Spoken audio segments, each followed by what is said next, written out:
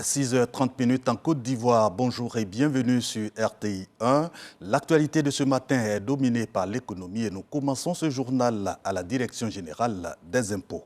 Les résultats du troisième trimestre 2023 dévoilés. 910 milliards 700 millions sur un objectif de 965 milliards 800 millions de nos francs. Le manque à gagner se chiffre à 55 milliards de francs CFA et s'explique par la baisse de l'activité économique en raison des élections. Juliette Ouéa. Une moins-value de 55 milliards de francs CFA enregistrée par la Direction générale des impôts de Côte d'Ivoire au titre des recettes du troisième trimestre 2023. Les activités du troisième trimestre se sont portées de façon, disons, un peu mitigée sur un objectif de 965 milliards. Nous avons pu récolter 910, donc c'est un trimestre qui a été relativement difficile.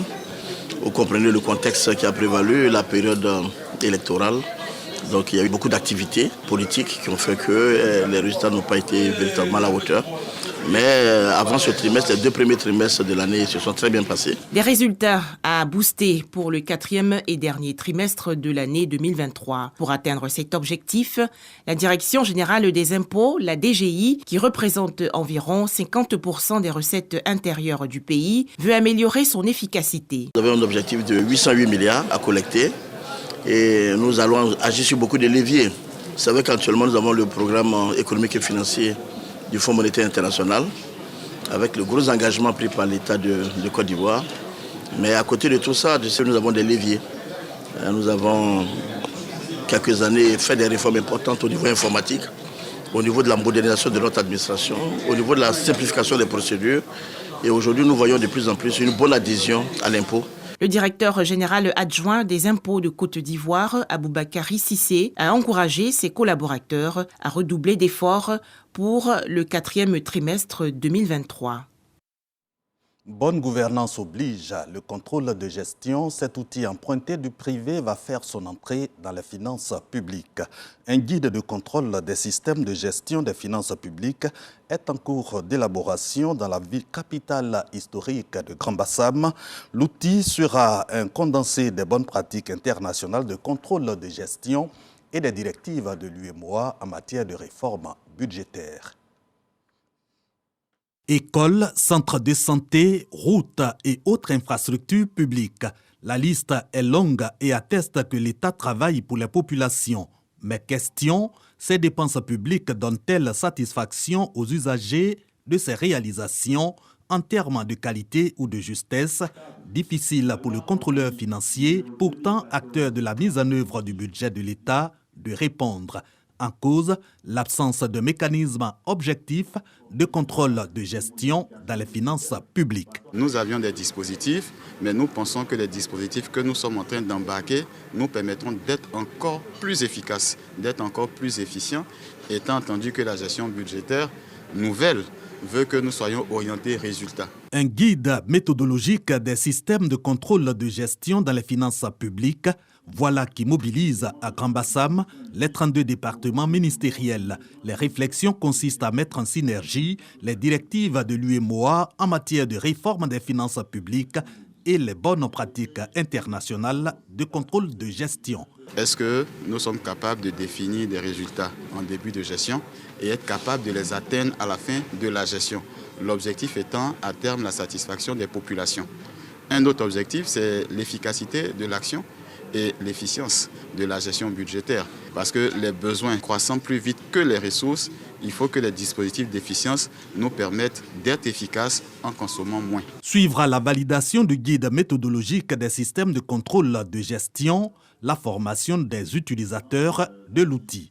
Toujours dans le cadre du projet d'appui aux finances publiques, à la planification et aux statistiques, cofinancé par l'État et l'Union européenne. L'autre challenge à relever dans ce journal, c'est la résolution des problématiques liées à l'eau et au genre. Il faut donc pousser la recherche à la clé.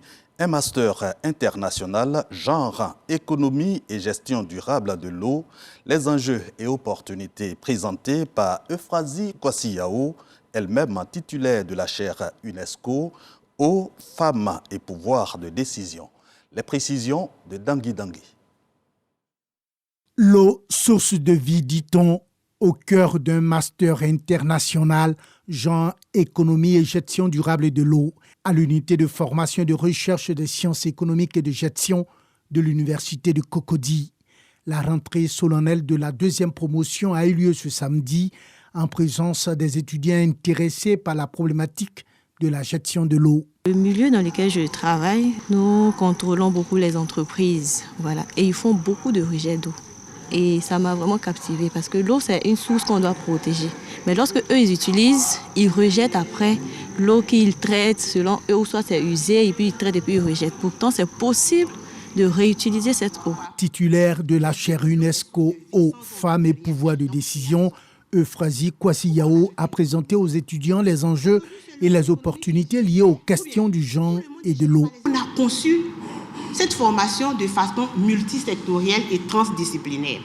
Cette formation également joue un rôle important dans la promotion de la coopération internationale, car les défis liés à l'eau ne connaissent pas de frontières. Et les experts qui sortiront donc de notre école, à savoir le master professionnel international en genre, économie et gestion durable de l'eau, seront les ambassadeurs de la solidarité et de la coopération internationale pour une gestion équitable et durable de l'eau. Le master international genre économie et gestion durable de l'eau est ouvert au monde estudiantin et aux professionnels et vise à offrir aux apprenants des outils scientifiques nécessaires pour la recherche et la résolution de différentes problématiques relatives à l'eau et au genre. Refermons la page économie sur les équipements routiers avec l'ouverture provisoire dès demain lundi 23 octobre de l'échangeur de Makassi. Il est long de 500 mètres et va fluidifier la circulation de Williamsville à la voie express à Bobo-Adjamé. Les détails avec Mahama Traoré. Sur le chantier, les techniciens s'attellent aux dernières tâches pour la pose des bandes blanches. Le nouvel échangeur du carrefour Makassi sur la voie express à Bobo-Adjamé se peaufine à 48 heures de l'ouverture à la circulation. Les lampadaires de type LED sont déjà installés, de même que les rampes. Dans l'ensemble, l'ouvrage bâti s'étend sur 500 mètres de long. Comme vous le voyez, nous sommes à 90%. Il y a de l'embouteillage à ce carrefour. Donc, cet ouvrage va permettre d'enjamber ce carrefour sans interaction avec les autres flux de véhicules provenant des autres quartiers comme Williamsville et autres. Ce samedi, sur la page Facebook de RTI Info, les internautes réagissent favorablement à cette annonce de l'ouverture à la circulation de l'échangeur de Makassi. Le soulagement est le même pour les automobilistes rencontrés dans l'emprise du projet. Dieu merci, et puis on dit merci aussi au président de la République et tous ceux qui ont participé par rapport à l'IF. Voilà. On veut que la finisse comme ça, sinon on souffre. D'accord. On souffre même matin, midi, on souffre. Il y a trop d'embouteillage, donc ça nous fatigue. Ça fait que pour avoir la recette là, c'est très difficile. Donc nous souhaitons que les travaux seront accélérés pour que chacun va circuler normalement. C'est depuis mai 2022 que l'autoroute à Bobo-Adjamé connaît un rétrécissement du fait des travaux de cet échangeur, ce qui cause des bouchons interminables et oblige chaque soir des milliers de piétons à marcher de longues distances entre Adjamé et Williamsville pour échapper à la zone congestionnée. C'est vraiment très difficile. Voilà, quand nous essayons d'emprunter le véhicule d'Adjamé, nous sommes de la voiture, prendre 3 heures du temps à cause de l'embouteillage. Cet embouteillage-là, les femmes sont fatiguées, nous aussi on est fatigués. On ne peut pas dormir quand on ne sort pas tôt aussi matin, à 3 heures du matin, 4 heures du matin. C'est le même problème là en venant aussi. Tous espèrent connaître la fin du calvaire dès ce lundi avec l'ouverture à la circulation du nouvel échangeur de Makassi. Une ouverture qualifiée de provisoire par les techniciens, le temps d'aménager les voies latérales ayant servi au trafic durant le chantier et de la remise officielle de l'ouvrage aux autorités compétentes. Direction la commune de Koumassi pour changer de sujet. Nous sommes en octobre, mois de lutte contre le cancer du sein. Les dépistages et sensibilisations contre la maladie s'intensifient. Plus de 500 femmes de la commune de Koumassi visitées. L'opération est initiée par les autorités municipales et un club service, nous dit Juliette Ouéa. Les femmes de la commune de Koumassi mobilisées contre le cancer du sein. Environ 400 jeunes filles et femmes adultes participent à cette campagne de sensibilisation initiée par les autorités municipales et le club service Rotary Abidjan Elixir. Les messages sont délivrés en français et en langue vernaculaire, notamment le bambara et le baoulé. Comme résolution, je vais sensibiliser autour de moi parce que c'est bien dommage. Il y a une maman qui est décédée avant-hier du cancer de sein. Donc je vais prendre la décision de sensibiliser autour de moi, de leur dire de ne pas faire de tabou, d'échanger beaucoup aussi avec nos petites sœurs qui arrivent afin d'éviter vraiment que ce phénomène prenne encore de l'ampleur. Plus de dépistage, il y a une prise en charge qui se fait derrière. C'est-à-dire que les dames qui sont dépistées positives, ils sont aidées. Seul le dépistage précoce permet de lutter efficacement contre cette pathologie. Parce que si le cancer du sein est dépisté tôt, on en guérit à plus de 90% et on conserve toute sa féminité en conservant son sein. L'obésité est un facteur de risque du cancer du sein. Le tabagisme, l'alcoolisme, la prise des oestrogènes progestatifs au-delà de 2 ans, la ménopause tardive, la puberté précoce, avant 12 ans, quand un enfant fait ses menstrues, il faut surveiller l'enfant. Et comme je le disais également, il y a l'alimentation. Éviter de manger trop gras. Après les échanges avec les professionnels de la santé, place au dépistage gratuit. Il s'agit d'un examen clinique basé sur l'observation et la palpation des 2 seins. Rappelons que plus le cancer du sein est détecté tôt, plus la durée des soins sera réduite et les chances de guérison augmentées. En culture, concert de John Kifis, l'artiste chanteur ivoirien de renom, le roi du zézé pop renoue avec son public après plusieurs années d'absence du showbiz national. Vivons ce concert de John Kifis avec Serge Pacom Didi et Jean-Marc Diadi. Le zézé pop continue de faire des vagues. John Kifi, le roi de ce rythme, célèbre son retour sur la scène. L'artiste revient avec Ethiopia, son nouvel album, le 6e de sa carrière.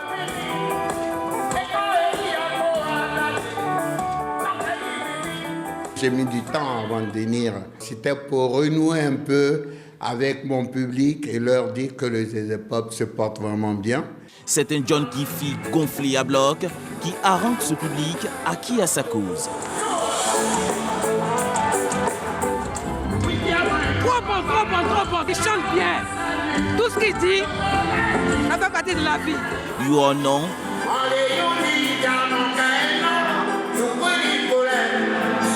L'artiste revisite des titres cultes de son riche répertoire. La salle Louga François du Palais de la Culture, transformée pour la circonstance en un bal poussière. On a été nourris par la mélodie de John Yalé et aujourd'hui nous sommes contents d'être là pour le soutenir. Yalé! C'est dommage que les Ivoiriens ne puissent pas s'approprier de tels moments de partage.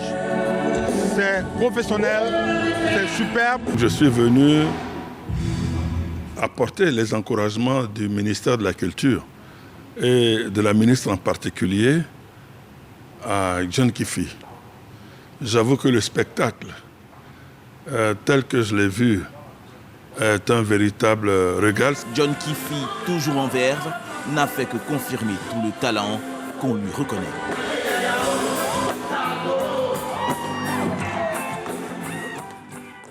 En bref, et pour terminer, l'ONU alerte sur la situation catastrophique des femmes, premières victimes du conflit Israël-Hamas à Gaza. Pendant ce temps, le Maroc opère la saisie record de 1,3 tonnes de cocaïne dans des palettes de poissons congelés. Fin de ce journal. L'info revient au flash de 10h. Merci de rester sur RTI 1. Bonne journée.